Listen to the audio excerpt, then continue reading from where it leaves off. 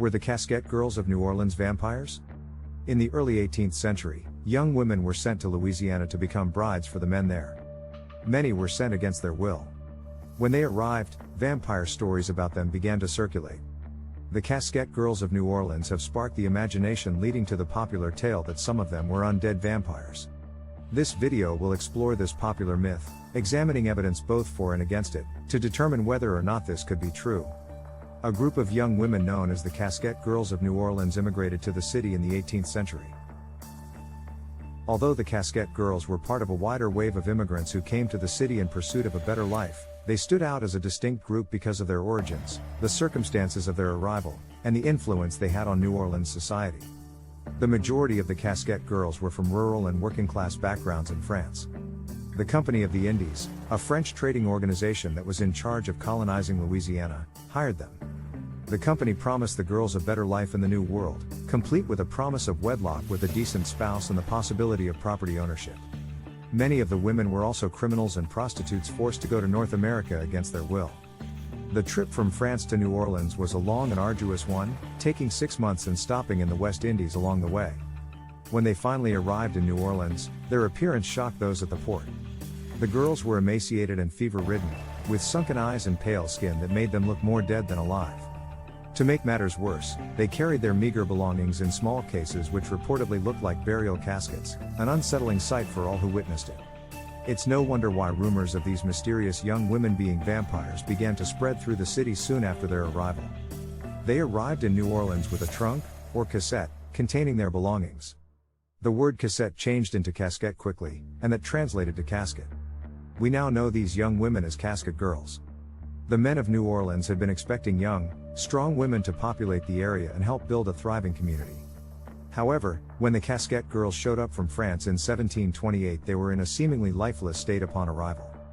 People began raising questions about these strange new arrivals. Were they vampires? What was inside the caskets that had been shipped with them? Rumors quickly spread through New Orleans that these Casquette Girls may have sinister intentions, and people began wondering if some kind of dark magic or supernatural force was at work. Shortly after the Casquette Girls arrived, a wave of yellow fever went through the city which doubled death rates.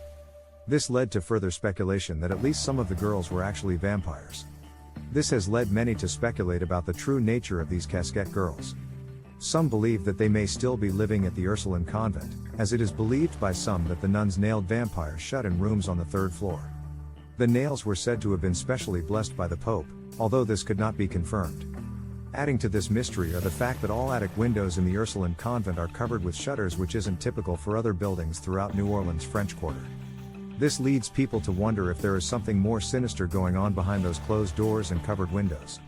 It is said that on a cool, foggy night in 1978, 2 paranormal investigators decided to investigate the rumors of vampirism surrounding the Casquette Girls who lived in a convent outside of New Orleans. After scaling the convent walls and entering the grounds, they were never seen alive again. In their last desperate attempt to uncover proof of vampires roaming among them, they searched every corner of the old building until sunrise. When morning came and no sign of them was found inside or out, it seemed that their fate had been sealed. The following morning, 2 bodies were discovered near the convent wall, mutilated beyond recognition and drained completely of blood. All that remained as evidence for what had transpired throughout the night was an eerie silence. Despite the fact that they faced uncertain and difficult conditions, the Casquette Girls worked hard to build a life for themselves in their new home. Many of them were required to take on demanding jobs such as washing clothing and cleaning houses, which often paid very little. They lived in cramped and unhygienic conditions with no assurance that their lives would improve. Nonetheless, these brave women persisted despite all obstacles and managed to create a thriving community for themselves in New Orleans. The Casquette Girls had a big impact on how New Orleans society evolved. They brought with them a commitment to family values, a strong work ethic, and a profound religious conviction. These principles played a role in forming the modern-day city. After getting married and starting kids, several of the Casquette Girls went on to play significant positions in the political, economic, and cultural life of the city. The Casquette Girls were distinguished by their great feeling of community, which was one of their best qualities. They grew close to one another, supporting one another through trying times and helping one another adjust to their new life.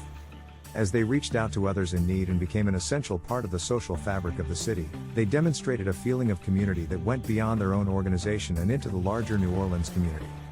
Even today, the Casquette Girls' legacy endures. They still reside in New Orleans and continue to play significant roles in the growth of the city.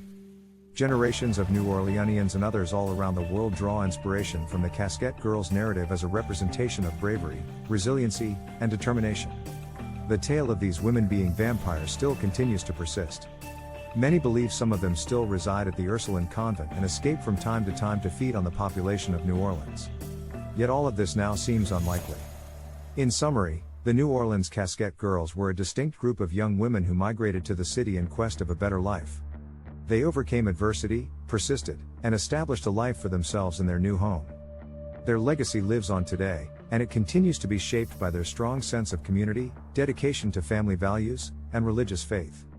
The Casquette Girls' narrative is a significant piece of New Orleans' past and a symbol of the resilience of the human spirit. But they probably were not vampires. If you enjoyed this video, please like it and subscribe to Connect Paranormal. This will allow us to make more videos. Thanks for watching.